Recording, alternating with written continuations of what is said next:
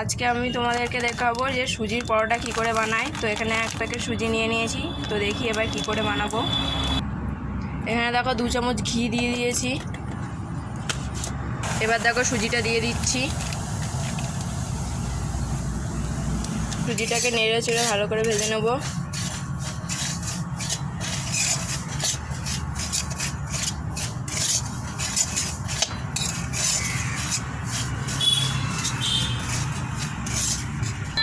সুজিটা এরকম করে ভেজে নিতে হবে, বেশি লাল করতে হবে না, ভালো করে নেড়ে চড়ে, আর গ্যাসটা লোয়ে রেখে ভাজতে হবে।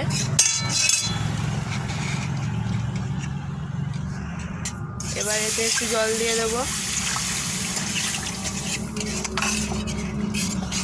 এবার এটাকে গ্যাসটা বাড়িয়ে ফুটাতে হবে, যতটা সুজি তার ডবল জল দিতে হবে। এবার এতে একটু নুন দিয়ে দেবো পরিমাণ মতন, ভালো করে নেড়ে নেবো। সুজিটা এরকম আটা আটা হয়ে গেলে নামিয়ে নিতে হবে। তোমরা চাইলে এটা দুধ দিয়েও বানাতে পারো, আমি জল দিয়ে বানালাম। এখানে সুজিটা তুলে নেব, তাই এখানে অল্প সাদা তেল দিয়ে দিয়েছি যাতে সুজিটা জড়িয়ে না যায়।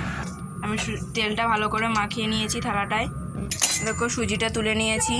এবার এটা অল্প ঠান্ডা হলে ময়দা দিয়ে মাখবো। এটা বেশি ঠান্ডা করা যাবে না, এবার হালকা গরম গরমেই মাখতে হবে। এটা এবার আমরা ময়দা দিয়ে মেখে নেব। এইভাবে মেখে নিতে হবে।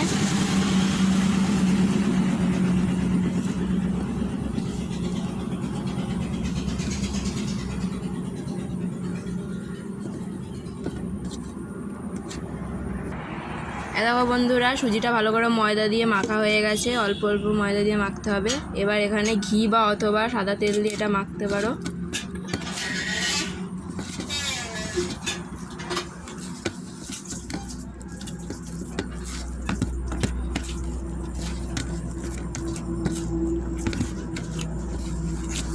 এবার তেল দিয়েও ভালো করে মাখা হয়ে গেছে। এবার এগুলোকে লেচি করে নেবো। দেখো এখানে লেচি পাকানো হয়ে গেছে। এটা তেল দিয়ে বেলা যাবে না, এটা হচ্ছে ময়দা দিয়েই বেলতে হবে।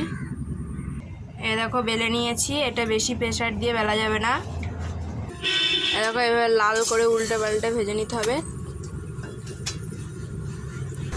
দেখো অল্প করে তেল দিয়ে দিয়েছি।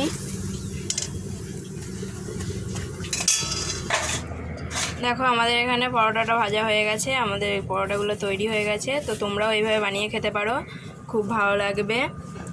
বাই বন্ধুরা, আবার অন্য কোনো ভিডিওতে অন্য কোনো রেসিপিতে দেখা হবে।